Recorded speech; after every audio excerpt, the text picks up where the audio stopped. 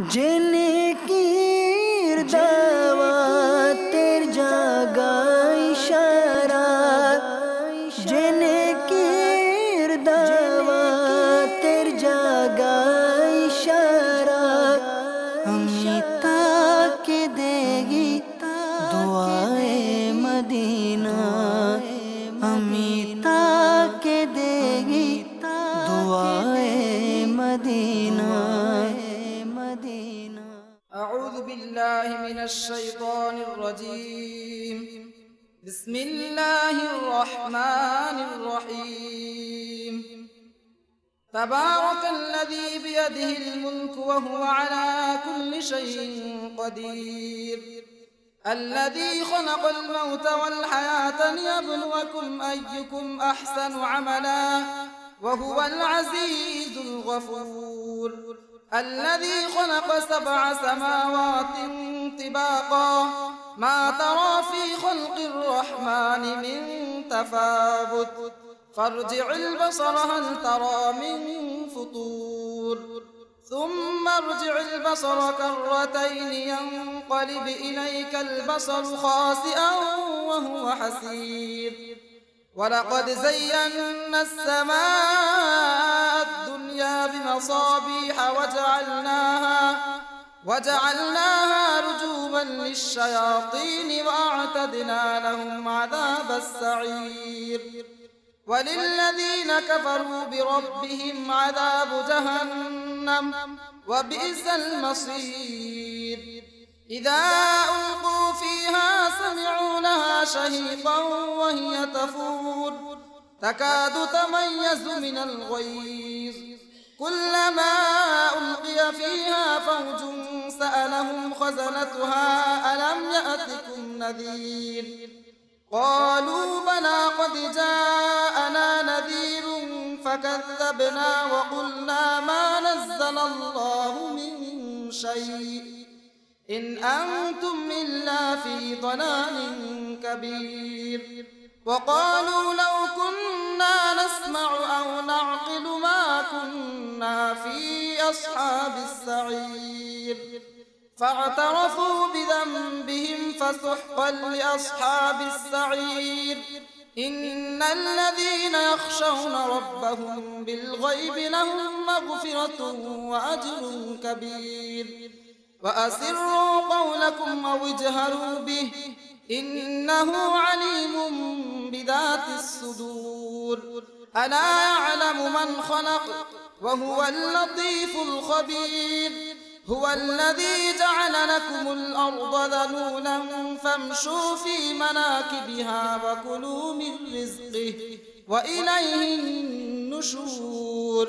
أأمنتم من في السماء أن يخسف بكم الأرض فإذا هي تمور، أم أمنتم من في السماء أن يرسل عليكم حاصبا فستعلمون كيف نذير. ولقد كذب الذين من قبلهم فكيف كان نكير، أولم يروا إلى الطير فوقهم صافات ويقبض ما يمسكهن إلا الرحمن إنه بكل شيء بصير.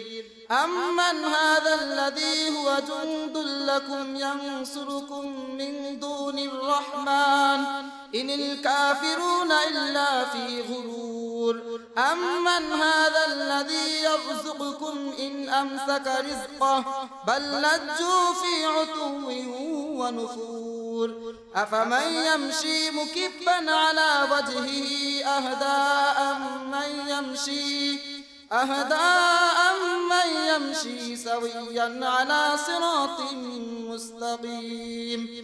قل هو الذي أنشأكم وجعل لكم السمع والأبصار والأفئدة قليلا ما تشكرون. قل هو الذي ذرأكم في الأرض وإليه تحشرون.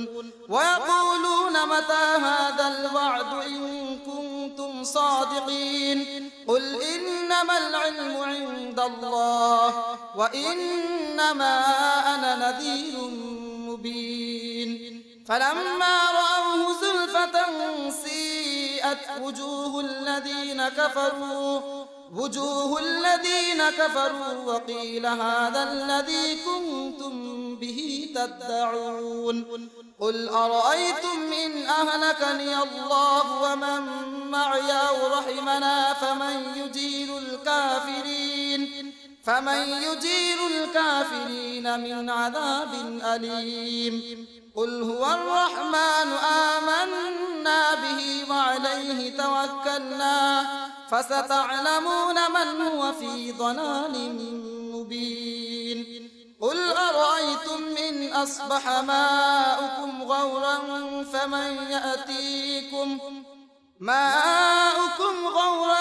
فمن يأتيكم بماء معين آمنت بالله صدق الله العظيم وصدق رسوله النبي الحبيب الكريم صلوا على الحبيب صلى الله تعالى على محمد صلى الله تعالى عليه وآله وسلم প্রিয় স্নেহ ভাইরা এবং মাদানী চ্যানেলের দর্শকবৃন্দ, আসুন আমরা নাত শরীফ শ্রবণ করার পূর্বে ভালো ভালো নিয়ত করে নেই। নবী করিম রউফুর রহিম সাল্লাল্লাহু তাআলা আলাইহি ওয়া আলিহি ওয়াসাল্লাম ইরশাদ করেন, নিয়াতুল মুমিনি খায়রুম মিন আমালিহি, অর্থাৎ মুমিনের নিয়ত তার আমলের চেয়ে উত্তম। তাই আসুন কালাম শ্রবণ করার পূর্বে ভালো ভালো নিয়ত করে নিই। আমি নিয়ত করছি আল্লাহ আজ্জা ওয়া জাল্লা এবং তার হাবিব সাল্লাল্লাহু আলাইহি ওয়াসাল্লামের সন্তুষ্টি এবং সওয়াব অর্জনের উদ্দেশ্যে কালাম পাঠ করব। আপনারাও নিয়ত করে নিন আল্লাহ তাআলা এবং তার হাবিব সাল্লাল্লাহু আলাইহি ওয়াসাল্লামের সন্তুষ্টি এবং সওয়াব অর্জনের উদ্দেশ্যে মদিনা মুনাওয়ারার দিকে ধ্যান করে নাজ শরীফ শ্রবণ করব। সাল্লি আলা রাসূলিনা সাল্লি আলা মুহাম্মাদিন সাল্লি আলা শফীঈনা সাল্লি আলা मुहम्मदिन। वो जो न थे तो कुछ न था, वो जो न हो तो कुछ न हो, जान है वो जहान की, जान है तो जहान है। सल्ले अला रसूलिना सल्ले अला मुहम्मदिन सल्ले अला शफीईना सल्ले अला मुहम्मदिन।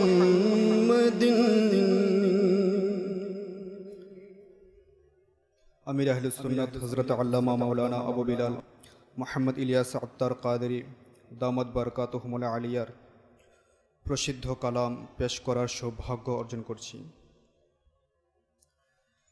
আমায় কাছে ডেকে নাও না মদনী মদিনে ওয়ালে, আমায় কাছে ডেকে নাও না মদনী মদিনে ওয়ালে, আমায় কাছে ডেকে নাও না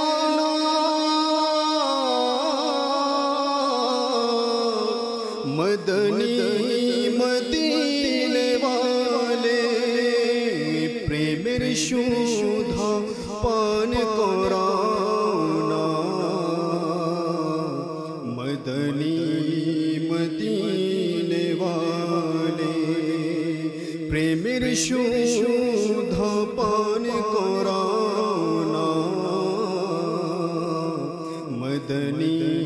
मदीने वाले बड़ी गरीबी है मजबूर हो गए हैं हम तुम्हारे दर से बहुत दूर हो गए हैं हम जो हुक्म हो तो मदीना घूमने आए दया पागी की जालियां चूमने आए अमय काछे डेके नाना मदनी मदीने वाले प्रेमेर शोधा पान कराना मदनी मदीने वाले प्रेमेर शोधा पान कराना मदनी मदीने वाले যখন হবে তোমার দিদার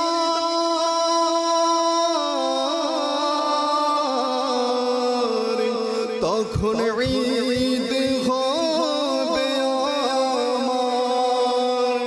যখন হবে তোমার দিদার তখন ঈদ হবে আমার স্বপ্নে সোনা মদনী মদীনে वाले আমার স্বপ্নে সোনা মদনী मदीने वाले एक झलक देखने की ताब नहीं आलम को वो अगर जलवा करे कौन तमाशाई हो दीद तेरी है ईद मेरी जलवा दिखा मदनी मदीने वाले जलवा दिखा मक्की मदानी যখন হবে তোমার দিদার তখন ঈদ হবে আমার স্বপ্নে সোনা মদনী মদীনে वाले আমার স্বপ্নে সোনা मदनी मदीने वाले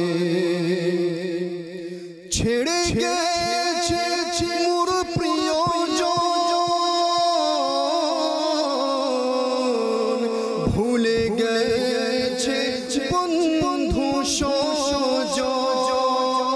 सजन छेड़े गए मोर प्रियজন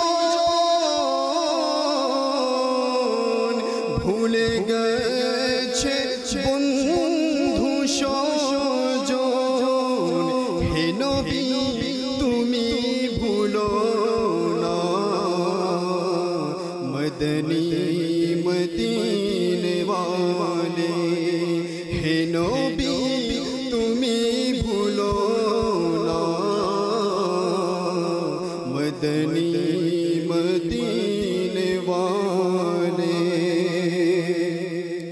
बोली दुख काके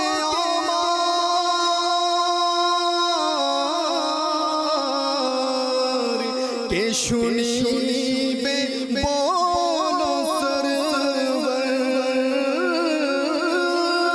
বলি দুঃখ কাকে আমার কে শুনিবে বলো সরবর আমার বিরহ বেদনা मदनी मदीने वाले अमर बीरो बेदोना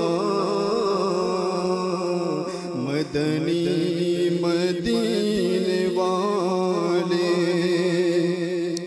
और तुम्हार दर हाजिर होते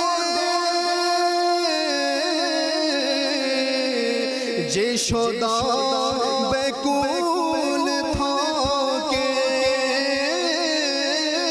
তোমার দারে হাজির হতে যে সদা বেকুল থাকে তাকে কাছে ডেকে নাও না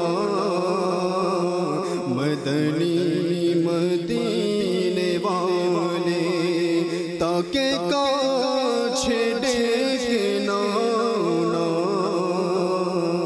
মদনী মদিনে वाले তোমার প্রেম চায় আত্মার থাকে যেন তাতে গ্রেফতার তোমার প্রেম চায় বদকার থাকে যেন তাতে গ্রেফতার ধনের মোহ দূর করো না মদনী মদিনে वाले ধনের মোহ দূর করো না মদনী মদিনে वाले আমায় কাছে ডেকে নাও না মদনী মদিনে वाले প্রেমের সুধা পান করাও না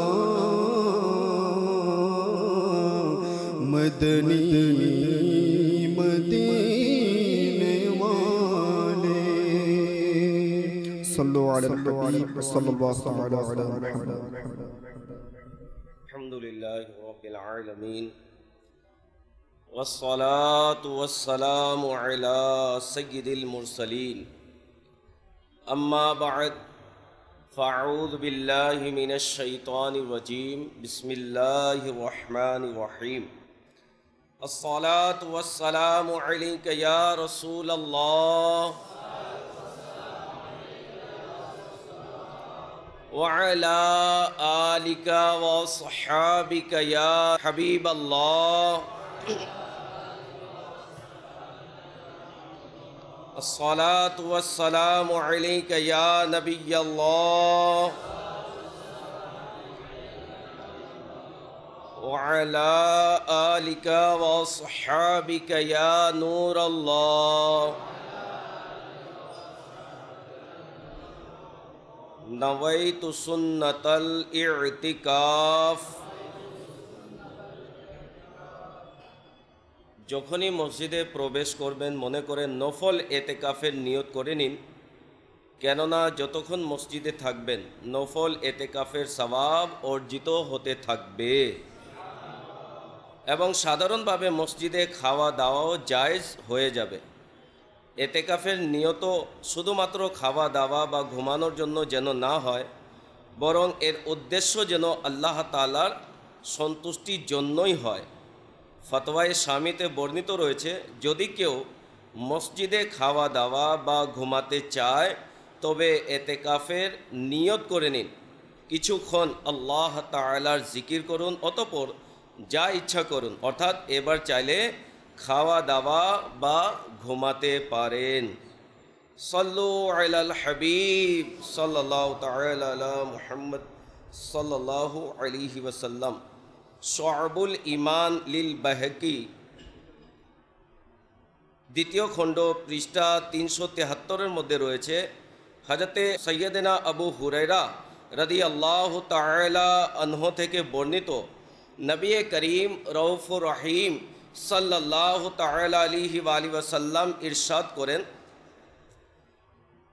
যে কোরআন পাঠ করল আল্লাহ তাআলার হামদ তথা প্রশংসা করল এবং নবী করিম সাল্লাল্লাহু তাআলা আলাইহি ওয়াসাল্লাম এর প্রতি দুরূদ শরীফ পাঠ করল।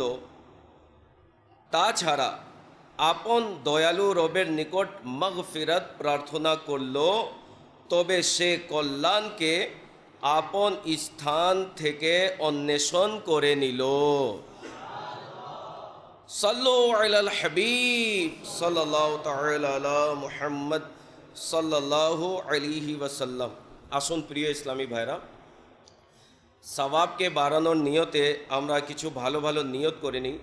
মনে রাখবেন, ভালো নিয়ত যদি না হয়, নিয়ত এমন একটি গুরুত্বপূর্ণ আমল, যে কোনো কাজ করার পূর্বে যদি ভালো নিয়ত না হয় তাহলে সওয়াব এর আশা করা যায় না। ভালো নিয়ত হলে সওয়াব পাওয়া যায়। নিয়ত যেরকম সওয়াব সেরকম। যত ইচ্ছে নিয়তকে বাড়িয়ে নিন, ততই সওয়াব আমল নামায় লিখে দেওয়া হবে। আমল একটি, যেমন সাপ্তাহিক ইজতেমাতে আসলেন, আমল একটা, কিন্তু নিয়ত যদি বাড়িয়ে নেন তাহলে ততই নিয়তের সওয়াব আমল নামায় লিখে দেওয়া হবে। এবং নিয়তকে তো বলা হয়েছে নিয়তুল মুমিনি খায়রুম মিন আমালিহি, মুসলমানের নিয়ত তার আমল অপেক্ষা উত্তম। আমলের অপেক্ষা উত্তম হচ্ছে নিয়ত করে নেয়া। তো আসুন কিছু নিয়ত আমরা করে নিই। যদি অন্তরে নিয়ত থাকে তাহলে জোরে ইনশাআল্লাহ বলার চেষ্টা করবেন। দৃষ্টি নত রেখে মনোযোগ সহকারে বয়ান শুনব। ইলমে দিনের সম্মানার্থে যদি সম্ভব হয় যতটুক দুই জানু হয়ে বসব। যদি যাদের নিয়ত হয়ে যায় দুই জানু বসে যান। যখন পা ব্যথা করবে আবার স্বাভাবিক অবস্থায় বসে যান, তাহলে ইনশাআল্লাহ ইলমে দিনের সম্মানার্থে এই নিয়ত করলে সওয়াব পাওয়া যাবে। আরেকটি নিয়ত করুন, তুবু ইলাল্লাহ, উযকুরুল্লাহ, সাল্লু আলাল হাবিব ইত্যাদি শুনে সওয়াব অর্জন এবং আওয়াজ প্রদানকারীর মনোতুষ্টির জন্য উচ্চ স্বরে উত্তর প্রদান করব। যখন ইজতেমা শেষ আমরা অনেকে চলে যাই, তো এতটুক নিয়ত করে নিন যে ইজতেমা শেষ হলে আমরা বিশেষ প্রয়োজন যদি না হয় তাহলে যাব না। একে অপরের সঙ্গে মুসাফাহা করে নতুন ইসলামী ভাইদেরকে ইনফরাদি কোশিশ করে দাওয়াতে ইসলামীর মাদানী পরিবেশ, মাদানী কাফলা, মাদানী ইনামাতের আমলের প্রতি উৎসাহ প্রদান করব। সাল্লু আলাল হাবিব সাল্লাল্লাহু তাআলা আলা মুহাম্মদ সাল্লাল্লাহু আলাইহি ওয়াসাল্লাম। প্রিয় ইসলামী ভাইরা, আসুন সর্বপ্রথম একটি ঘটনা আমরা শুনি এবং ঘটনা যদি মনোযোগ সহকারে শুনেন তাহলে বুঝতে সুবিধা হবে এবং অসংখ্য মাদানী ফুল অর্জিত হবে। একবার নাসিরউদ্দিন বস্তি রহমতুল্লাহ তাআলা তিনি অসুস্থ হয়ে পড়লেন এবং এমনভাবে অসুস্থ হলেন যে তিনি অজ্ঞান হয়ে গেলেন। আত্মীয় স্বজনরা মনে করল যে তিনি ইন্তেকাল করেছেন। এমনকি তাকে গোসল করানো হলো, কাফন দাফনের ব্যবস্থা করা হলো এবং ওনাকে যখন দাফন করে দেয়া হলো, কবরে রাতের বেলায় ওনার হুঁশ ফিরে আসলো। যখন হুঁশ ফিরে আসলো তিনি আশ্চর্যিত হলেন যে কবরে চারিদিক দিয়ে বন্ধ, এবং তিনি আশ্চর্যিত হলেন যে আমি তো অজ্ঞান হয়েছিলাম, কিন্তু আমার আত্মীয় স্বজন আমাকে দাফন করে বসলো। এখন মনের পর মনের মাটির নিচে কেউ যদি আওয়াজ দেয় কেউ শুনবে? কেউ শুনবে না। কিন্তু আল্লাহওয়ালাদের চিন্তাধারা ব্যতিক্রম। আমরা থাকলে তো চিৎকার দিতাম, সব বেকার। কিন্তু যারা প্রকৃতপক্ষে আল্লাহওয়ালা তাদের চিন্তাধারা ব্যতিক্রম। তিনি কি করলেন, যখন দেখলেন যে কবরের ভিতরে তিনি দাফনরত অবস্থায়, তখন তার স্মরণ আসলো। কি স্মরণ আসলো? যে ব্যক্তি পেরেশানগ্রস্ত অবস্থায় 40 বার সূরা ইয়াসিন শরীফ পাঠ করে আল্লাহ তাআলা তার বিপদকে দূর করে দেন এবং অভাবকে প্রাচুর্যে পরিবর্তন করে দেওয়া হয়। সুতরাং তিনি রাহমাতুল্লাহ তাআলা আলাইহি ওই গর্তের ভিতরে সূরা ইয়াসিন শরীফের তিলাওয়াত শুরু করে দিলেন।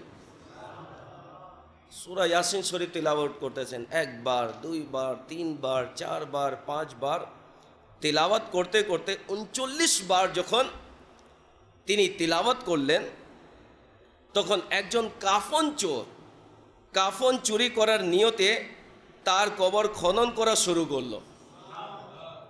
তিনি তার ভিলায়াতের পাওয়ার দিয়ে অনুভব করতে পারলেন কেউ এসেছে।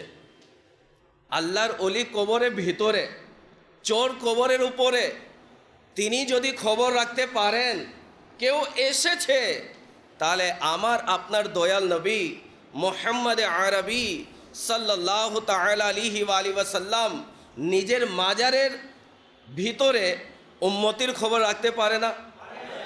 আরে কেমন রাখতে পারে? আমার আকা আলা হযরত রাহমাতুল্লাহ তাআলা আলাইহির আকীদা দেখুন। এই আকীদা যদি আমরা রাখি, আসলে এই আকীদা হচ্ছে কোরআন এবং সুন্নাহর অন্তর্ভুক্ত।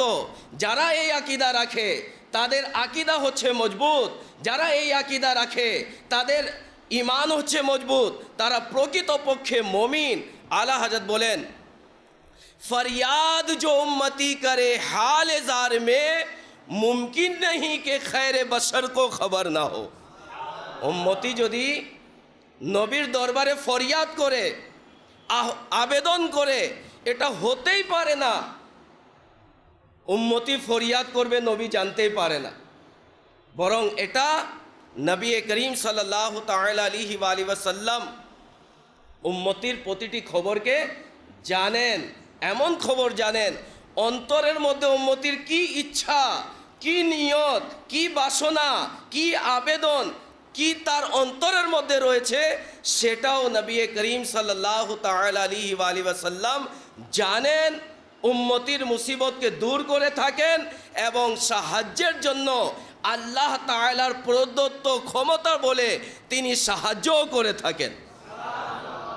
তো তিনি যখন অনুভব করলেন কেউ এসেছে, আর কাফন চোর নিজের কাজ শুরু করলো কবর খনন করতে। সুতরাং 40তম বার খুবই নিম্ন স্বরে তিনি পাঠ করলেন যেন সে শুনে না নেয়।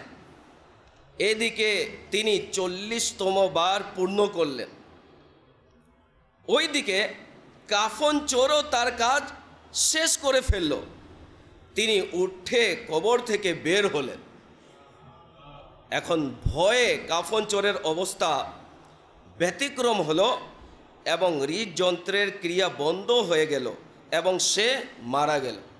একজন লোক যদি সে কাফন চুরি করার জন্য আসলো, কাফন চুরি করবে, এখন কবর থেকে যদি কেউ বের হয় তাহলে অবস্থা কি হবে? সে মারা গেল।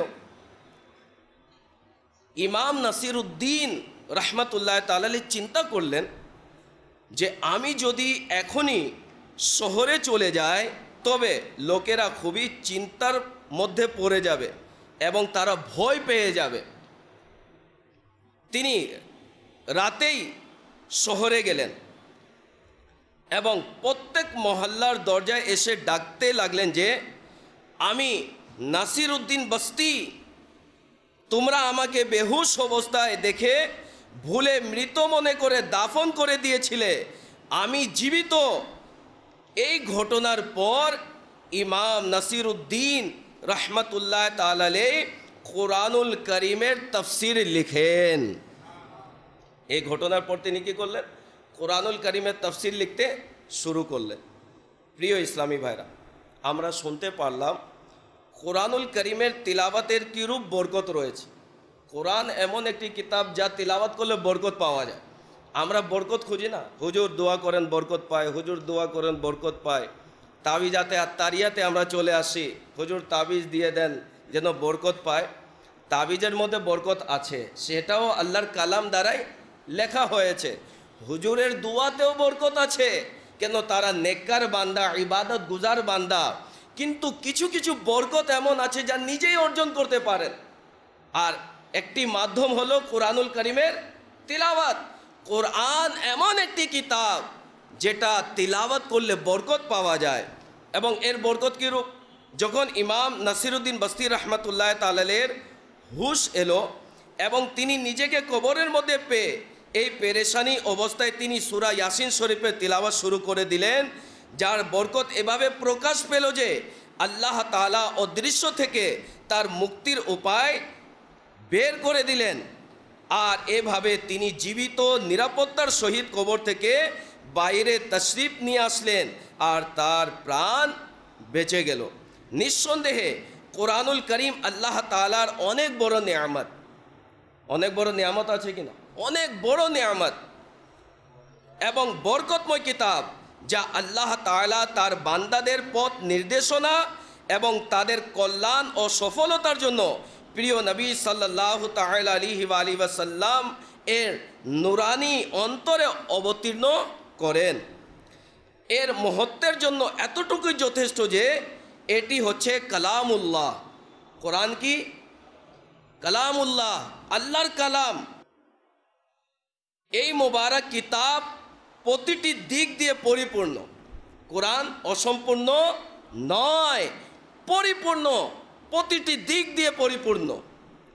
এটি অবতীর্ণকারী জগতের রব আল্লাহ, আর তা আনয়নকারী হচ্ছেন রুহুল আমিন, অর্থাৎ ফিরিস্তাদের সর্দার সৈয়দনা জিবরাইল আমিন আলাইহিস সালাতু ওয়াস সালাম। কার উপর অবতীর্ণ হয়েছে? তিনি হচ্ছেন রাহমাতুল্লিল আলামিন সাল্লাল্লাহু আলাইহি ওয়াসাল্লাম।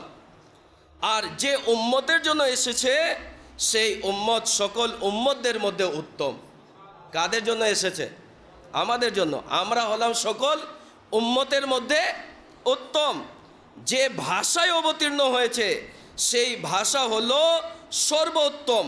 ভাষার মধ্যে সর্বোত্তম ভাষা হলো আরবি ভাষা।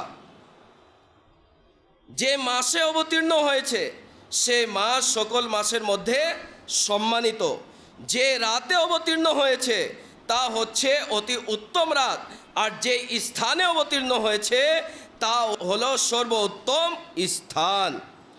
কোরআনুল করিম হলো আল্লাহ তাআলার ওহী, আল্লাহ তাআলার নৈকট্যের মাধ্যম। কোরআনুল করিম হচ্ছে আল্লাহ তাআলার নৈকট্যের মাধ্যম।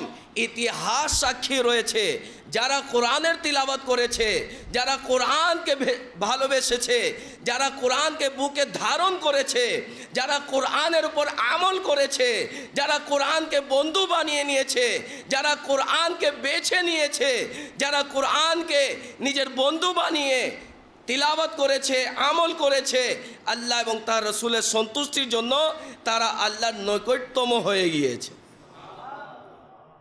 আল্লাহর ওলিদের জীবনী উঠিয়ে দেখুন, তারা আল্লাহ তাবারক ওয়া তাআলার প্রিয় বান্দা। প্রত্যেকের জীবনীতে আসবে তারা কোরআনের তিলাওয়াত করতেন। এমনও আল্লাহর ওলি পাবেন না যারা কোরআনের তিলাওয়াতই করে না, করে কোরআনকে ভালোবাসে, কোরআন খুলে দেখে, তাও মহব্বত সহকারে, যে আমি কার কিতাব নিলাম হাতে, আমি কোন কিতাব খুলে দেখলাম, কার বাণী, কার উপর অবতীর্ণ হয়েছে, আমার আল্লাহ আমাকে কি নির্দেশ দিয়েছেন।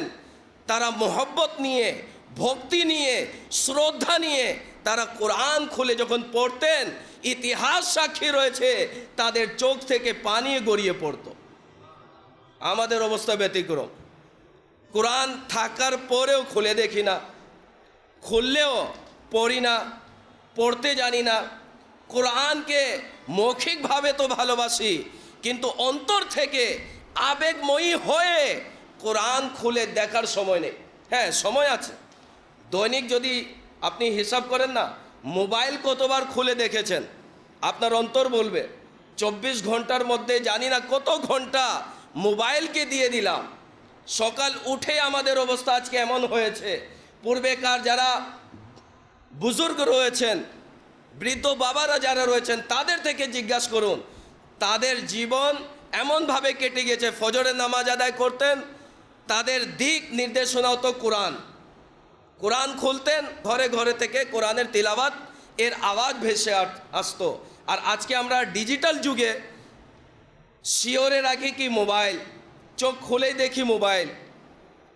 আর যাদের মেন্টালিটি ব্যতিক্রম, মাআল্লাহ, ঘুম থেকে উঠেই হয়তোবা সে পত্রিকা পড়ে, হয়তোবা বিভিন্ন ড্রামা, নাটক, গান বাজনার মধ্যে লিপ্ত হয়ে যায়, যে 2 ঘন্টা তো এখন সময় ডিউটিতে যাওয়া, কিছু দেখেনি।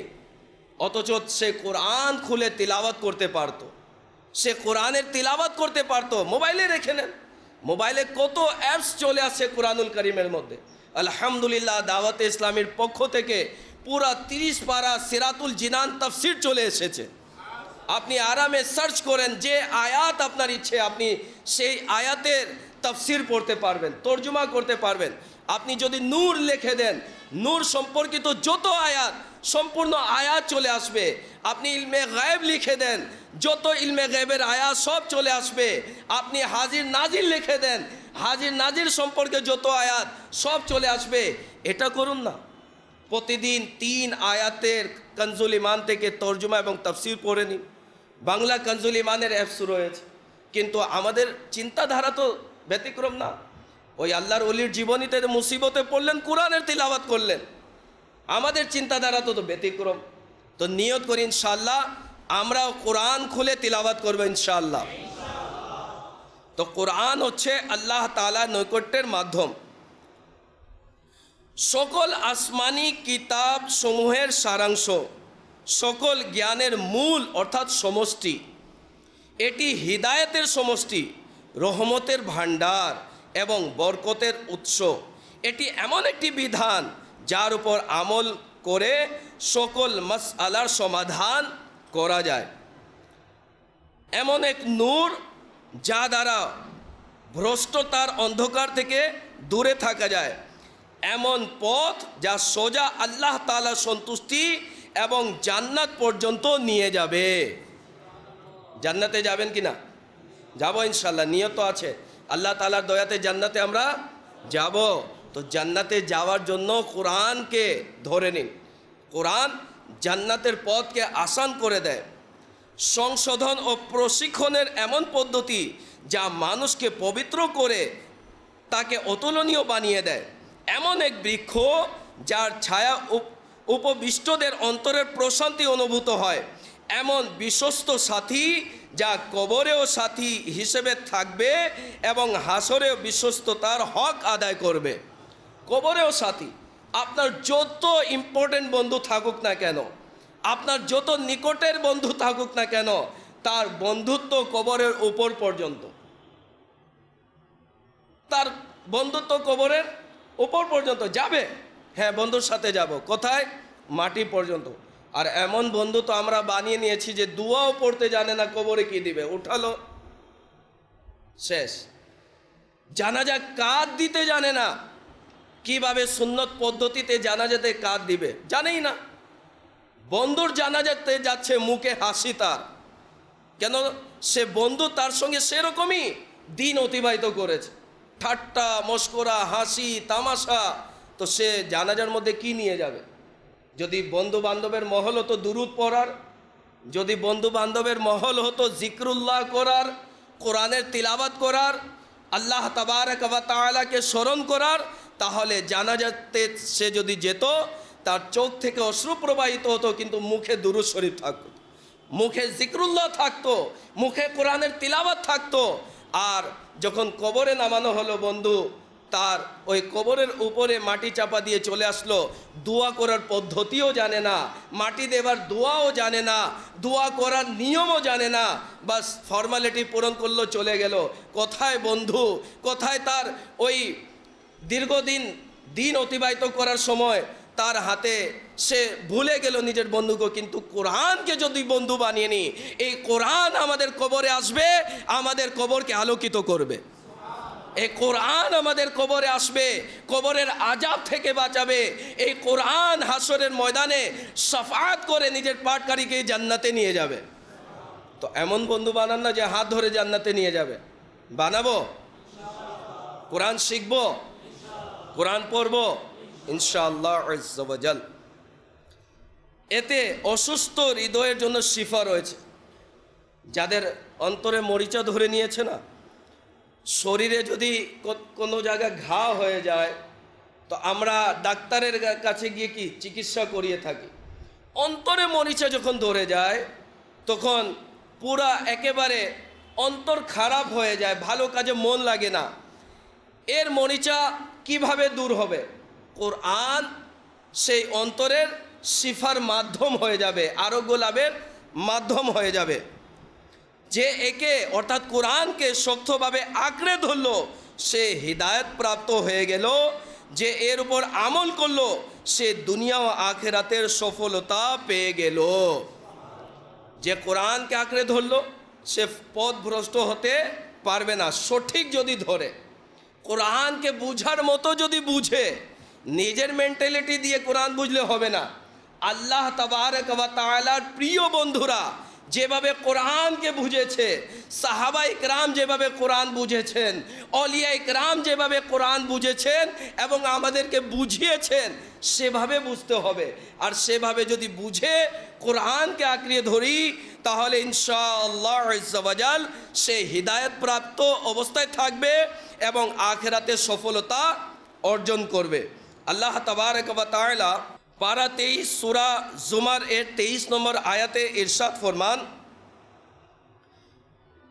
আল্লাহু নাজ্জালা আহসানাল হাদিসি কিতাবাম মুতাশাবিহাম মাসানিয়া। কানজুল ঈমান থেকে অনুবাদ। আল্লাহ অবতীর্ণ করেছেন সর্বাপেক্ষা উত্তম কিতাব, যা প্রথম থেকে শেষ পর্যন্ত এক ধরনের পূর্ণ বর্ণনা সম্পন্ন। তাফসিরে খাজিনে কোরআনুল করিমের এই অংশ আহসানাল হাদিস অর্থাৎ সর্বাপেক্ষা উত্তম কিতাব হওয়ার দুইটি ধরন বর্ণনা করা হয়েছে। সর্বাপেক্ষা উত্তম কিতাব কি জন্য? দুইটি ধরন বয়ান করা হয়েছে। একটি হচ্ছে শাব্দিক দিক দিয়ে আর দ্বিতীয় হচ্ছে অর্থের দিক দিয়ে। শাব্দিক দিক দিয়ে উত্তম, অর্থের দিক দিয়েও উত্তম। শাব্দিক দিক দিয়ে এভাবে যে কোরআনুল করিম অলঙ্কার শাস্ত্র ও বাগ্মিকমতায় উচ্চ মর্যাদায় অধিষ্ঠিত না। এটা কবিতার ছন্দের দিক দিয়ে আর না সাধারণ খুতবা ও রিসালা শৈলী, বরং এটি কালামের এমন একটি প্রকার যা নিজস্ব রচনা শৈলীতে সবচেয়ে আলাদা। দ্বিতীয় হচ্ছে অর্থের দিক দিয়ে এভাবে যে কোরআনুল মাজিদের কোথাও দ্বন্দ্ব তথা সংঘর্ষ এবং মতানৈক্য নেই এবং এতে অতীতের সংবাদ, পূর্ববর্তীদের ঘটনাবলী, অসংখ্য অদৃশ্যের সংবাদ, ওয়াদা ও শাস্তি এবং জান্নাত ও দোজখের বর্ণনা। সাল্লু আলাল হাবিব সাল্লাল্লাহু তাআলা আলা মুহাম্মদ সাল্লাল্লাহু আলাইহি ওয়াসাল্লাম। হাদিস শরীফের মধ্যে রয়েছে শুআবুল ঈমান এর মধ্যে আসদাকুল হাদিসি কিতাবুল্লাহ অর্থাৎ সবচেয়ে সত্য হাদিস হচ্ছে কালামুল্লাহ। অপর এক হাদিস শরীফের মধ্যে রয়েছে মুসলিম শরীফের হাদিস, খায়রুল হাদিসি কিতাবুল্লাহ, উত্তম হাদিস হলো কিতাবুল্লাহ। তো আল্লাহ তাবারক ওয়া তাআলার পবিত্র কালাম এর শান মর্যাদা হাকিকত এটাই। যদি কোরআন এমন একটি বিষয় বয়ান যদি কেউ করতে থাকে না, শুনতেও মন চায় আর সময় চলে যায়, বোঝাও যায় না, এত দীর্ঘ এর মধ্যে জ্ঞানের ভান্ডার। এই জন্য তো আমির আহলে সুন্নাত যিনি কোরআন ও সুন্নার একটি সংগঠন করেছেন, সংগঠনের নাম কি? সংগঠনের নাম কি? এই সংগঠন কোরআন এবং সুন্নাহ। এই জন্য তো দাওয়াতে ইসলামীকে ভালোবাসি, আমরা দাওয়াতে ইসলামীকে ভালোবাসি। তো আমির আহলে সুন্নাত দামাত বরকাতুমুল আলিয়া ছোটদের মাঝে, মাদানী মুন্নাদের মাঝে, মাদানী মুন্নিদের মাঝে, প্রাপ্তবয়স্ক ইসলামী ভাইদের মাঝে, ইসলামী বোনদের মাঝে কোরআনকে প্রসার করেছেন। কোরআনের ইলমকে তিনি ছড়িয়ে দিয়েছেন। কেন? সর্বপ্রথম তিনি নিজে আমল করেছেন, লোকদেরকে বললেন, তারা হাত মেনে নিল এবং আলহামদুলিল্লাহ কোরআন ও সুন্নাহর সংগঠন হলো দাওয়াতে ইসলামী আমির আহলে সুন্নাত দামাত বরকাতুহুল আলিয়া কত সুন্দর আল্লাহ তাআলার দরবারে আরজ করেন, যাদের অন্তর হাকিকতে ইবাদতের দিকে ঝুঁকে পড়েছে তারপরেও আল্লাহর দরবারে আবেদন কত সুন্দরভাবে তিনি বলেন, हर रोज़ मैं कुरान पढ़ूं काश खुदाया अल्लाह तिलावत में मेरे दिल को लगा दे। আসুন আমরাও আবেদন করি, हर रोज़ मैं कुरान पढ़ूं काश खुदाया अल्लाह तिलावत में मेरे दिल को लगा दे। আমিন। তিনি বলেন, হে আল্লাহ, প্রতিদিন যেন আমি কোরআনের তিলাওয়াত করি, আমার এই অন্তরকে কোরআনের তিলাওয়াতে লাগিয়ে দাও। আসলে অন্তর যদি লেগে যায় না, অন্তরকে লাগানো এটাই হচ্ছে সমস্যা, আর সমাধানও এটাই। যদি অন্তর না মানে মানাতে হবে। ঘন্টার পর ঘন্টা বন্ধু বান্ধবের আড্ডায় অন্তর লেগে যায়, মসজিদে 1 ঘন্টা আমাদের মন লাগে না, কোরআন খুললে মন লাগে না, জিকির করলে মন লাগে না, তিলাওয়াত করলে মন লাগে না, দুরুদ পড়লে মন লাগে না। কেন লাগে না? কোনোদিন প্রশ্ন করলাম কেন লাগে না? এর কারণ কি? খানা খেতে যদি মন না লাগে বা স্বাদ অনুভব না হয়, তাৎক্ষণিক ডাক্তারের কাছে যোগাযোগ, যে আমার কি হলো, আমি তো খেতে পারতেছি না, খেতে গেলে ভালোই লাগে না, খাওয়া ছেড়ে দিই। তো বাহ্যিক শরীরের চিকিৎসার এত চিন্তা ভাবনা, অন্তর অসুস্থ অবস্থায়, অন্তর মরে যাচ্ছে, অন্তরে মরিচা ধরে নিয়েছে, এর জন্য কোনো চিন্তা ভাবনা নেই। এর জন্য চিন্তা ভাবনা করা উচিত। যদি শরীর বেশি খারাপ হয়ে যায় না, আমরা কোথায় যাই? হাসপাতালে গিয়ে ভর্তি হয়ে যায়। ডাক্তার যদি ভর্তি না হলে না কই, ডাক্তার সাহেব আমাকে ভর্তি নেন, আমি অনেক অসুস্থ, আমার আসলে খাওয়া দাওয়া মন লাগছে না, কোনো কাজ হচ্ছে না আমার দ্বারা, ভর্তি নেন, ভর্তি হয়ে যায়। তো অন্তর যে আমাদের মরিচা ধরেছে, তিলাওয়াতে মন লাগে না, আপনি কাউন্ট করেন না, লেখেন, আজকে রাত্রে গিয়ে বাসায় লিখবেন যে আমি এই মাস কতদিন কোরআনের তিলাওয়াত করলাম, কতবার দুরুদ পড়লাম, কতবার জিকির করলাম, ফজরের নামাজের অবস্থা কেমন, তাহাজ্জুদের অবস্থা কেমন, এটা নোট করেন। আমিও করি, আপনিও করেন। আর যখন দেখেন যে ইবাদতের মধ্যে অলসতা, তিলাওয়াতের মধ্যে অলসতা, নেক আমলেও অলসতা, আর গুনাহ ভরমার, মোবাইল এতক্ষণ দেখলাম, মাযআল্লাহ ইন্টারনেট, বিভিন্ন সাইডে গিয়ে বিভিন্ন দৃশ্য দেখলাম, এটা যখন নোট করবেন না, তখন আপনি বলবেন নিজেকে যে আমাকে এখন অত্যাধিক মেডিকেলে গিয়ে ভর্তি হতে হবে। আর সেই মেডিকেলের ব্যবস্থা করে দিচ্ছে দাওয়াতে ইসলামী। ভর্তি হব, কিন্তু ভর্তি হতে হবে। সাল্লু আলাল হাবিব সাল্লাল্লাহু তাআলা আলা মুহাম্মদ সাল্লাল্লাহু আলাইহি ওয়াসাল্লাম।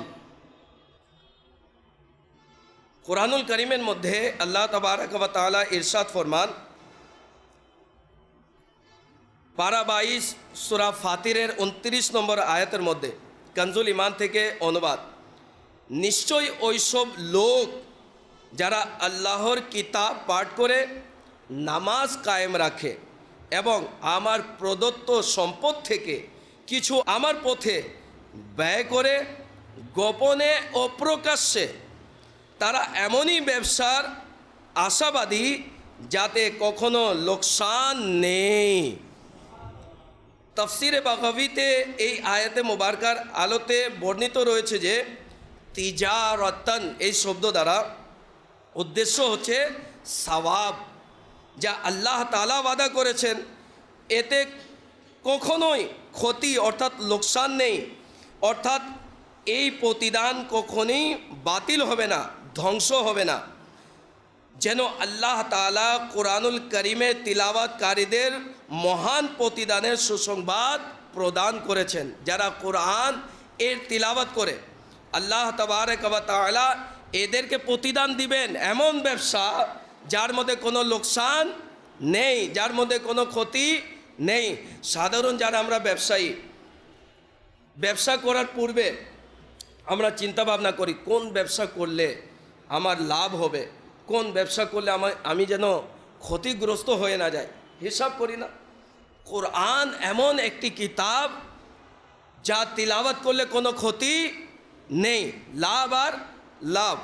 এবং আল্লাহ তাবারক ওয়া তাআলা কোরআনুল করিম এর তিলাওয়াতকারীকে প্রতিদান দান করবেন। পারা 1 সূরা বাকারা আয়াত নম্বর 121 মধ্যে আল্লাহ তাআলা ইরশাদ ফরমান, কনজুল ঈমান থেকে অনুবাদ, যাদেরকে আমি কিতাব দিয়েছি তারা যেমনই উচিত তা পাঠ করে তারাই তার উপর ঈমান রাখে, আর যারা এটাকে অস্বীকার করে তারাই ক্ষতিগ্রস্ত। হযরতে সাইয়েদনা কাতাদা রাদিয়াল্লাহু তাআলা আনহু থেকে বর্ণিত যে এই আয়াত উলাইকা ইউমিনুনা বিহি, অর্থাৎ তারাই তার উপর ঈমান রাখে, দ্বারা উদ্দেশ্য হলো নবী করিম সাল্লাল্লাহু তাআলা আলাইহি ওয়াসাল্লামের ওই সকল সাহাবীগণ যারা আল্লাহ তাআলার আয়াতের উপর ঈমান আনয়ন করে এবং এর সত্যায়ন করে। জানা গেল যে কোরআনুল করিমের তিলাওয়াত করা ঈমানদারদেরই কাজ এবং তাদেরই বৈশিষ্ট্য। ঈমানদারদের বৈশিষ্ট্য হচ্ছে, কাজ হচ্ছে কোরআনুল করিমের তিলাওয়াত করা। তো আজকে নিয়ত করুন যে ইনশাআল্লাহ আমরা দৈনিক কোরআনুল করিমের তিলাওয়াত করব। জোরে বলুন না ইনশাআল্লাহ। শয়তান যখন অলসতা দেখাবে না, যখন ইচ্ছে হবে কোরআনের তিলাওয়াত করা, শয়তান অলসতা দিবে, পড়ে নিও তাৎক্ষণিক। এক পারা যদি নিয়ত করে না করে আজকে তো আমি 2 পারা তিলাওয়াত করেই উঠব, তাহলে দেখবেন অটোমেটিক সে কুমন্ত্রণা দিবে না। যারা কোরআন পড়তে জানেন না, কোরআন খুলে তো দেখতে পারেন, কোরআন খুলে যারা দেখে না তাদের দৃষ্টিশক্তি প্রখর হয়। তাদের দৃষ্টিশক্তি কী হয়? প্রখর হয়। আল্লাহ তাআলা সন্তুষ্টির জন্য কোরআন খুলে দেখুন। সৈয়দনা ফারুক আজম রাদিয়াল্লাহু তাআলা আনহু কোরআনকে কত ভালোবাসতেন। তিনি দৈনিক কোরআনুল করিমকে নিতেন, চুমু খেতেন এবং বলতেন এটি হচ্ছে আমার আল্লাহর কালাম, কিতাবুল্লাহ। এই আবেগ নিয়ে আমরাও কোরআন খুলে দেখি না। নিজের ঘরের মধ্যে গিয়ে কোরআন দেখুন, কোরআনের কি অবস্থা, ময়লা জমে গিয়েছে, ধোই নাই তো পরিষ্কার হবে কিভাবে? আপনি লাস্ট কত তারিখে কোন দিন কোরআনুল করিম খুলে দেখেছেন? বিবেকের কাছে প্রশ্ন করুন যে শেষবার আমি কোন দিন কোরআন খুলে দেখেছিলাম, কোরআন ধরেছিলাম। প্রিয় ইসলামী ভাইরা, আসলে এই জিনিসটা দরকার। এই চিন্তা ভাবনাও যদি না থাকে না, অন্তর মরে যাবে। আর অন্তর যাদের মরে যায় না তাদেরকে বলা হচ্ছে প্রকৃত তারা মৃত্যুবরণ করেছে। সে হাঁটে, সে চলে, কথাবার্তাও বলে। যার অন্তর মরে গিয়েছে না, সে জীবিত থাকার পরেও বেকার। তো এই জন্য প্রিয় ইসলামী ভাইরা, কোরআনের প্রতি আগ্রহ রেখে আবেগময়ী হয়ে, যেহেতু আল্লাহ তাআলার কালাম, আল্লাহ তাবারক ওয়া তাআলার সন্তুষ্টির জন্য দৈনিক হলেও কিছুক্ষণ আমরা কোরআনুল করিমের তিলাওয়াত করব ইনশাআল্লাহ। দাওয়াতে ইসলামীর যিনি মুফতি ফারুক আত্তারি রহমতুল্লাহ তাআলা আলাইহি, তার ব্যাপারে আসছে উনি কোরআনকে এত ভালোবাসতেন, তিনি অবসর হলেই এমনি দাওয়াত ইসলামীর মাদানী কাজের মধ্যে থাকতেন, জামিয়াতুল মদিনায় পড়াতেন বা দাওয়াত ইসলামীর সাংগঠনিক কাজে সময় দিতেন। অবসর নিলেই ইসলামী ভাইরা দেখতো তিনি কোরআন নিয়ে হয়তোবা মসজিদে, হয়তোবা কোনো কক্ষে তিনি বসে তিলাওয়াত করতেছেন। প্রতি সপ্তাহ 1 খতম দিতেন, প্রতি সপ্তাহ 1 খতম দিতেন। মাদানী মাশওয়ারা করতেন, শেষ হলো কোনো অন্যান্য বৈঠকে নয়, কোরআন খুলে বসে যেতেন। গাড়িতে যেতেন, যদি তিলাওয়াত করা সম্ভব হতো তিলাওয়াত করতেন। আল্লাহ তাবারক ওয়া তাআলার কেমন দয়া হলো, 3.5 বছর পর কোনো কারণে যখন কবর খুলে গেল, আলহামদুলিল্লাহ ওনার দেহ মুবারক অক্ষত অবস্থায় ছিল।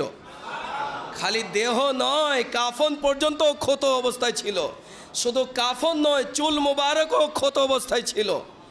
তো যারা কোরআনকে মহব্বত করে, যারা কোরআনকে ভালোবাসে, তাদের কবরে এই নেয়ামত, এই বরকত দেওয়া হয়। আসুন আমি আপনি নিয়ত করি ইনশাআল্লাহ দৈনিক কোরআন খুলব, তিলাওয়াত করব।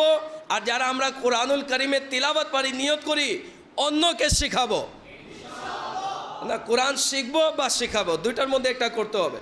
কোরআন শিখবো বা শেখাবো, কোরআনের তিলাওয়াত করব এবং শোনাবো। আল্লাহ তাবারক ওয়া তাআলা আমাদের প্রত্যেককে কুরআনুল কারীমের প্রতিদিন তিলাওয়াত করার তৌফিক দান করুক। আমিন। বিজাহিন নবিয়িল আমিন সাল্লাল্লাহু আলাইহি ওয়াসাল্লাম। সাল্লু আলাল হাবিব সাল্লাল্লাহু তাআলা আলা মুহাম্মদ সাল্লাল্লাহু আলাইহি ওয়াসাল্লাম। বয়ানের শেষের দিকে আসুন সফরের কিছু সুন্নত এবং আদব শুনে নিই। নবী করিম সাল্লাল্লাহু তাআলা আলাইহি ওয়াসাল্লাম ইরশাদ করেন, যে ব্যক্তি আমার সুন্নতকে ভালোবাসলো সে মূলত আমাকে ভালোবাসলো, আর যে আমাকে ভালোবাসলো সে আমার সাথে জান্নাতে থাকবে। প্রিয় নবী সাল্লাল্লাহু তাআলা আলাইহি ওয়াসাল্লাম হযরত জুবাইর বিন মুতঈম রাদিয়াল্লাহু তাআলা আনহুকে সফরে নিজের সকল সাথীদের সাথে স্বতঃস্ফূর্ত থাকার জন্য যাত্রার পূর্বে এই ওজিফা পাঠ করার জন্য বলতেন।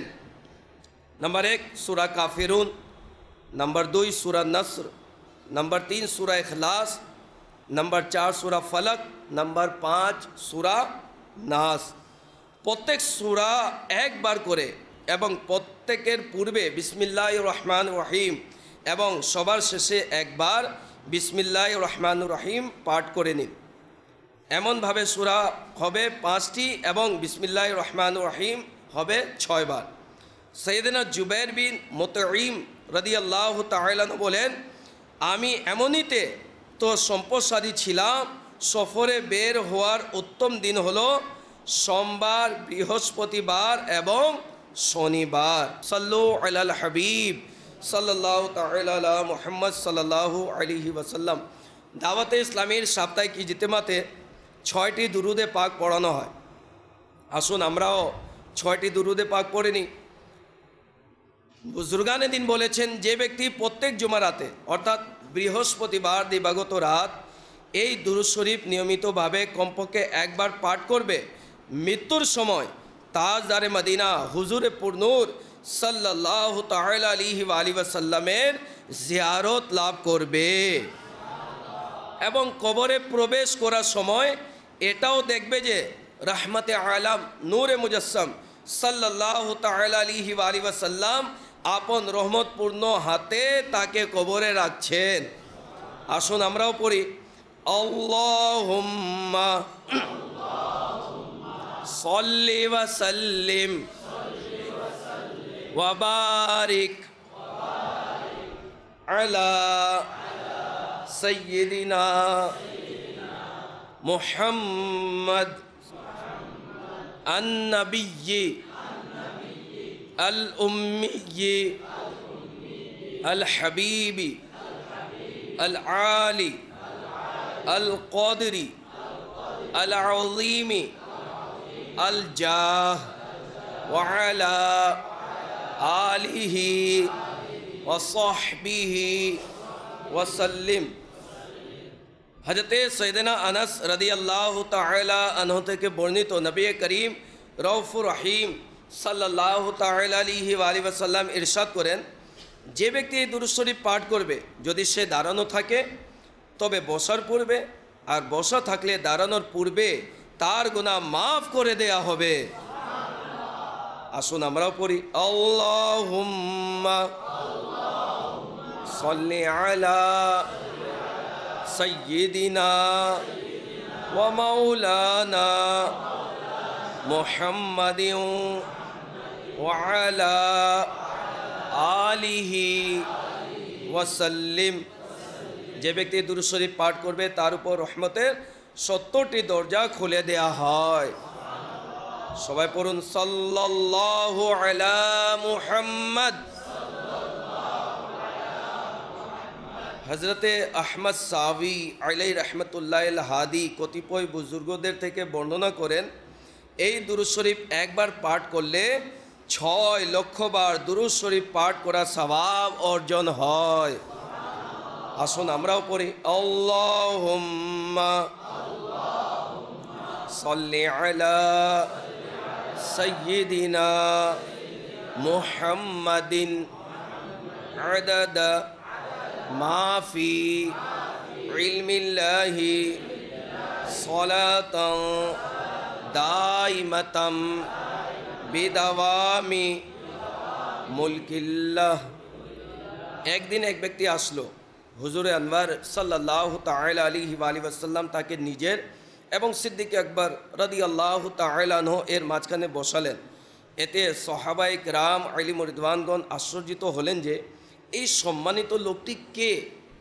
যখন তিনি চলে গেলেন তখন হুজুরে পুরনূর সাল্লাল্লাহু তাআলা আলাইহি ওয়াসাল্লাম ইরশাদ করলেন, সে যখন আমার উপর দুরূদ শরীফ পাঠ করে তখন এভাবে পড়ে, আল্লাহুম্মা সাল্লি আলা মুহাম্মাদিন কামা তুহিব্বু ওয়া তারদা।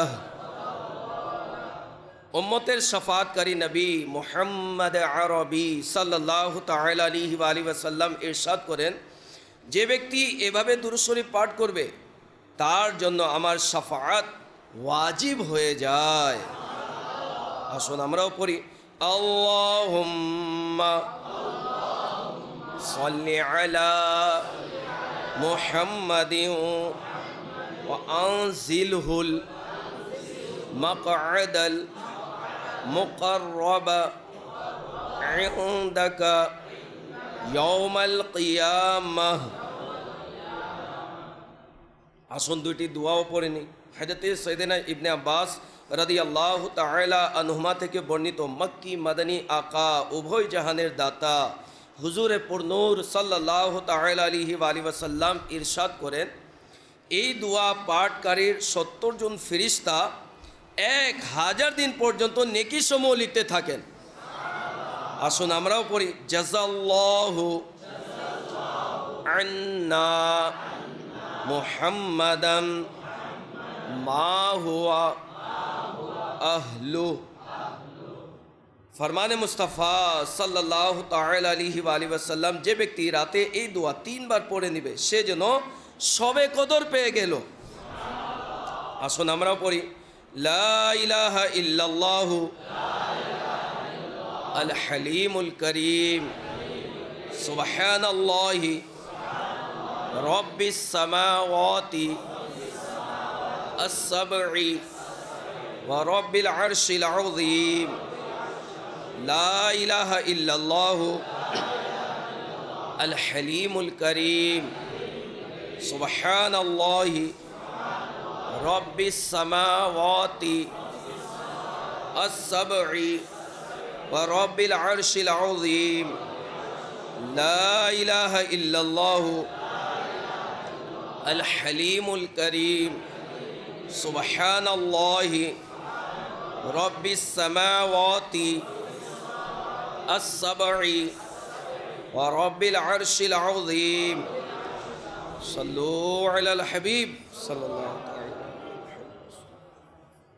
প্রিয় ইসলামী ভাইরা, আসুন জিকির করার পূর্বে আমরা দুরূদে পাক পাঠ করে নিই। আসসালাতু ওয়াসসালামু আলাইকা ইয়া রাসূলুল্লাহ, আসসালাতু ওয়াসসালামু আলাইকা ইয়া হাবিবাল্লাহ, আসসালাতু ওয়াসসালামু আলাইকা ইয়া নাবিয়াল্লাহ, আসসালাতু ওয়াসসালামু আলাইকা ইয়া নূরাল্লাহ, আসসালাতু ওয়াসসালামু আলাইকা يا رسول الله، الصلاة والسلام عليك يا حبيب الله، الصلاة والسلام عليك يا نبي الله، الصلاة والسلام عليك يا نور الله، الصلاة والسلام عليك يا رسول الله، الصلاة والسلام عليك يا حبيب الله، الصلاة والسلام عليك يا نبي الله، وعلى آلك وأصحابك يا نور الله، حسبي ربي جل الله، ما في قلبي غير الله، نور محمد صلى الله، لا إله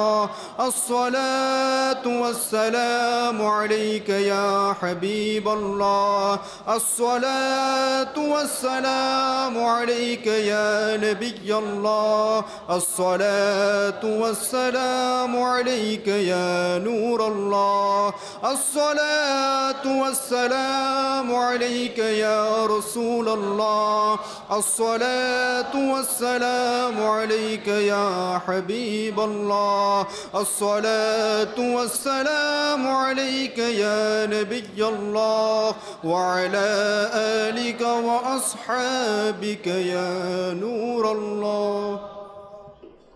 الحمد لله رب العالمين والصلاة والسلام على سيد المرسلين يا ربنا يا ربنا يا ربنا يا ربنا يا ربنا يا أرحم الراحمين يا أرحم الراحمين يا أرحم الراحمين. أستغفر الله أستغفر الله أستغفر الله. جزا الله عنا سيدنا ومولانا محمدا صلى الله عليه وسلم ما هو أهله. صلى الله تعالى على محمد صلى الله عليه وسلم. يا إله العالمين আমরা গুনাহগার তোমার দরবারে গুনাহে পরিপূর্ণ হাত তোমার দরবারে তুলে দিয়েছি। এ আল্লাহ, শুধু একমাত্র তোমার রহমতের প্রতি ভরসা করে আল্লাহ, নেক আমলের কোনো সম্বল নেই যার ওসিলা নিয়ে তোমার দরবারে রহমত চাবো। এমন কোনো আমল নেই যার ওসিলা নিয়ে তোমার দরবারে হাত তুলে দোয়া করব। এ আল্লাহ, শুধু মাত্র তোমার রহমতের প্রতি ভরসা করে আমরা হাত বাড়িয়ে দিয়েছি। এ আল্লাহ, আমরা কেমন হাকিকত তুমি জানো আল্লাহ। এ আল্লাহ, তুমি হাকিকত জানো বিদায় মওলা আমরা তোমার দরবারে আত্মসমর্পণ করার জন্য উপস্থিত হলাম। তোমার রহমতের অনেক বর্ণনা আমরা শুনেছি, কিতাবে পড়েছি। আল্লাহ, অসহায়দের আশ্রয়স্থল হচ্ছে তোমার দরবার। আল্লাহ, গুনাহগারদেরকে গুনাহ মাফ করানোর মাধ্যম হচ্ছে তোমার দরবার। আল্লাহ, গুনাহগাররা তোমার দরবার থেকে ক্ষমাপ্রাপ্ত হয়ে থাকে, সেই আশা নিয়ে আমরাও আসামি তোমার দরবারে উপস্থিত। আল্লাহ, আমরা দুনিয়ার কোনো বাদশার কাছে যাইনি, আমরা কোনো দুনিয়ার ব্যক্তিত্বের কাছে যাইনি। আল্লাহ, তোমার দরবারে গুনাহকে মাফ করানোর জন্য রহমতের আশায় হাত বাড়িয়ে দিয়েছি। আল্লাহ, নিজের দয়াতে রহমতের করুণায় আমাদের জীবনের সমস্ত গুনাহকে মাফ করে দাও। আয় আল্লাহ, বাহ্যিকভাবে সুন্দর হয়ে তোমার দরবারে তো উপস্থিত হলাম, কিন্তু গুনার কারণে আল্লাহ অন্তর ময়লাযুক্ত, আমাদের চিন্তাধারা অপবিত্র, আমাদের খেয়াল অপবিত্র, আমাদের মন মানসিকতা অপবিত্র। আল্লাহ, গুনাহ করে করে অন্তর মরিচা ধরে নিয়েছে, গুনাহ করে করে অন্তর পাথরের ন্যায় শক্ত হয়ে গিয়েছে। আজকে এমন অবস্থা আল্লাহ, মসজিদে আসলে মন লাগে না, কোরআনুল করিম খুললে তিলাওয়াতে মন লাগে না, জিকিরে মন লাগে না, ইলমে দ্বীন অর্জন করতে মন লাগে না, ভালো লোকের সংস্পর্শে বসলে মন লাগে না। আল্লাহ, গুনাহ তো স্বাদ নিয়ে নিয়ে করি, কিন্তু নেক আমলের কোনো স্বাদ আমরা পাই না। আল্লাহ, তোমার দরবারে আমরা উপস্থিত হয়েছি। আমাদের এই অবস্থা যদি থাকে আর মৃত্যুর ফেরেশতা যদি চলে আসে আর আমাদের রূহ যদি কবজ করে নেয় আর গুনার বোঝা নিয়ে যদি অন্ধকার কবরে চলে যায়, তোমার কসম মওলা, আমাদেরকে কবরের আযাব থেকে কেউ বাঁচাতে পারবে না। আল্লাহ, তোমার আযাব থেকে কেউ বাঁচাতে পারবে না। তোমার রহমত ছাড়া আমাদের নাজাতের কিছু নেই। আল্লাহ আল্লাহ আল্লাহ, আমরা গুনাহগার, স্বীকার করলাম অনেক অপরাধ করেছি, অনেক অপরাধ করেছি।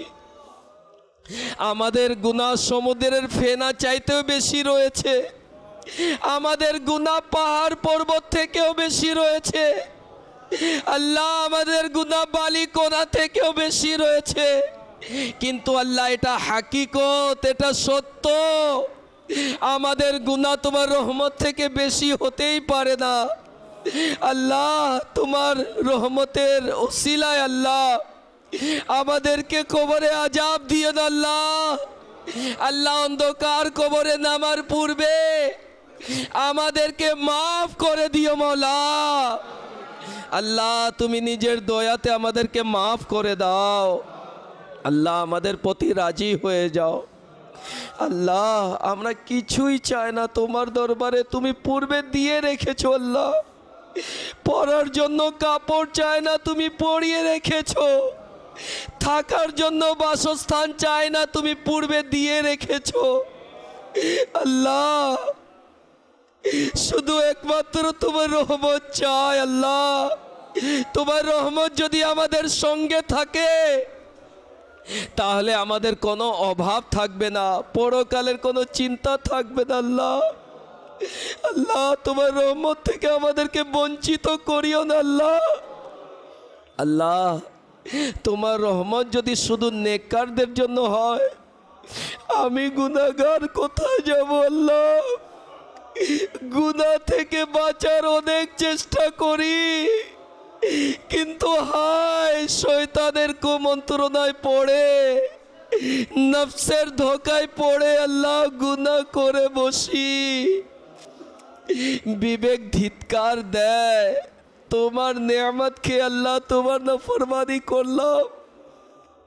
আল্লাহ, গুনাহ করার সময় স্মরণে আসলো তুমি দেখতেছো, তারপরে গুনাহের এমন অভ্যাস, গুনাহ করে ফেলি। আল্লাহ আল্লাহ, তোমার রহমত যদি সঙ্গে না থাকে আমরা গুনাহ থেকে বাঁচতে পারবো না। আল্লাহ আল্লাহ আল্লাহ, তোমার হাবিবের খাতিরে আমাদেরকে গুনাহ থেকে বাঁচিয়ে নাও। আল্লাহ আল্লাহ, জানি না জীবনের সন্ধ্যা কখন শেষ হয়ে যায়। আল্লাহ, তুমি আমাদের প্রতি রাজি হয়ে যাও। আল্লাহ, তুমি আমাদেরকে মাফ করে দাও। আল্লাহ, তুমি আমাদেরকে মাফ করে দাও। আমাদের মা বাবাকে মাফ করে দাও, আমাদের আত্মীয় স্বজনকে মাফ করে দাও, আমাদের প্রতিবেশী মুসলমানদেরকে মাফ করে দাও। আল্লাহ আল্লাহ আল্লাহ, তুমি আমাদের প্রতি রাজি হয়ে যাও। ইলাহাল আলামিন, যারা এই ইজতিমাতে এসে হাত তুলে দিয়েছে মোনাজাতে, আল্লাহ প্রত্যেককে তুমি মাফ করে দাও। আল্লাহ, প্রত্যেক থেকে তুমি রাজি হয়ে যাও। আল্লাহ, জীবনের বাকি দিনগুলি যা আমাদের জীবনে রয়েছে, আল্লাহ তোমার সন্তুষ্টিমূলক কাজে অতিবাহিত করার তৌফিক দান করে দাও। আল্লাহ, সকল গুনাহ থেকে বাঁচার তৌফিক দিয়ে দাও। আল্লাহ, আমাদেরকে গীবত থেকে বাঁচার তৌফিক দিয়ে দাও। চুগলখড়ি থেকে বাঁচিয়ে নাও, গান বাজনা শোনা থেকে বাঁচিয়ে নাও। আল্লাহ, সিনেমা নাটক দেখা থেকে বাঁচিয়ে নাও, বেপর্দা হওয়া থেকে বাঁচিয়ে নাও, কুচিন্তা থেকে বাঁচিয়ে নাও, কুধারণা থেকে বাঁচিয়ে নাও, অশ্লীলতা থেকে বাঁচিয়ে নাও, কুদৃষ্টি দেওয়া থেকে বাঁচিয়ে নাও। আল্লাহ, আমাদেরকে পবিত্র করে দাও। আল্লাহ, আমাদের খেয়ালকে পবিত্র করে দাও। আমাদের চিন্তা চিন্তাধারাকে পবিত্র করে দাও, আর আমাদের মন মানসিকতাকে পবিত্র করে দাও। আল্লাহ আল্লাহ নিজের দয়াতে আল্লাহ আমাদেরকে নেককার বান্দা হিসেবে কবুল করে নাও। আল্লাহ আমাদের মধ্যে যারা অসুস্থ আল্লাহ সবাইকে শিফা দিয়ে দাও। আল্লাহ এক ইসলামী ভাইয়ের অপারেশন হয়েছে আল্লাহ তাকেও সুস্থতা দান করে দাও। জানি না কে কোন কোন ইসলামী ভাই কোন কোন রোগীর দোয়া প্রার্থী হয়ে এখানে এসেছেন। আল্লাহ প্রত্যেকের দোয়াকে তুমি কবুল করে প্রত্যেক রোগীকে তুমি শিফা দান করে দাও। অভাবীদের অভাবকে দূর করে দাও, ঋণীদের ঋণ পরিশোধ করার তৌফিক দিয়ে দাও। ইলাহাল আলামিন মাদানী চ্যানেলের নিকটে স্ক্রিনের নিকটে বসে যারা মোনাজাতের জন্য হাত তুলেছে, সাপ্তাহিক ইজতেমাতে যারা হাত তুলেছে, আল্লাহ প্রত্যেককে হজ করার তৌফিক দিয়ে দাও। আল্লাহ প্রত্যেককে মদিনা যাবার তৌফিক দান করে দাও। আল্লাহ নিজের রহমতের করুণায় আমাদের প্রত্যেকের মোনাজাতকে কবুল করে নাও। আল্লাহ শেখ তরিকত আমির আহলে সুন্নাত দামাত বরকাতুমুল আলিয়ার হায়াতে বরকত দান করে দাও। कहते रहते हैं दुआ के वास्ते बंदे तेरे, कर दे पूरी आरज़ू हर बेकसो मजबूर की। इन्नल्लाह व मलाइकतहु युसल्लूना अलन नबी या अय्युहल्लज़ीना आमनू सल्लु अलैहि व सल्लिमू तस्लीमा। सल्लल्लाहु तआला अला मुहम्मद सल्लल्लाहु अलैहि वसल्लम सलातन व सलामन अलैका या सय्यदी या रसूलल्लाह। सुबहान रब्बिक रब्बिल इज्जति अम्मा यसिफून व सलामुन अलल मुरसलीन वल्हम्दुलिल्लाहि रब्बिल आलमीन बहक़ ला इलाहा इल्लल्लाहु मुहम्मदुर रसूलुल्लाह। या नबी सलाम अलैका, या रसूल सलाम अलैका, या हबीब सलाम अलैका, सलावतुल्लाह अलैका, तलअल बद्रु अलैना मिन सनियतिल वदाई वजब शुक्रू अलैना मदआ लिल्लाहि दाई। या नबी सलाम अलैका, या रसूल सलाम अलैका, या हबीब सलाम अलैका, सलावतुल्लाह अलैका। मुस्तफ़ा जाने रहमत पे लाखों सलाम, शमअ बर्ज़ में हिदायत पे गौसे आज़म इमाम मुत्तक़ा वन्नुक़ा, जलवाए शाने कुदरत पे लाखों सलाम। मुस्तफ़ा जाने रहमत पे लाखों सलाम, शमअ बज़ में हिदायत पे काश महशर में जब उनकी आमद हो और भेजे सब उनकी शौकत पे लाखों सलाम।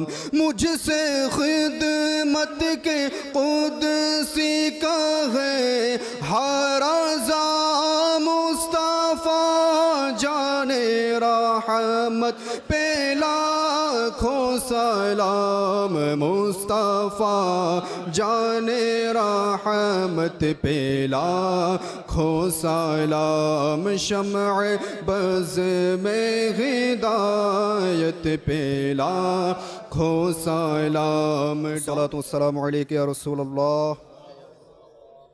व अला आलिका व अस्हाबिका या हबीबल्लाह। सुब्हानकल्लाहुम्मा व बिहम्दिका ला इलाहा इल्ला अंता अस्तगफिरुका व अतूबु इलैक। सुब्हानकल्लाहुम्मा व बिहम्दिका লা ইলাহা ইল্লা আনতা আস্তাগফিরুকা ওয়া আতুবু ইলাইক সুবহানাকাল্লাহুম্মা ওয়া বিহামদিকা লা ইলাহা ইল্লা আনতা আস্তাগফিরুকা ওয়া আতুবু ইলাইক আসসালাতু ওয়াসসালামু আলাইকা ইয়া নাবিয়াল্লাহ ওয়া আলা আলিকা ওয়া আসহাবিকা ইয়া নূরাল্লাহ বিহাক্কি লা ইলাহা ইল্লাল্লাহ মুহাম্মাদুর রাসূলুল্লাহ। जिनकीर दावतेर जागा इशारा जिनकीर दावतेर जागा इशारा अमिता के देगी दुआए मदीना अमिता के देगी दुआए मदीना।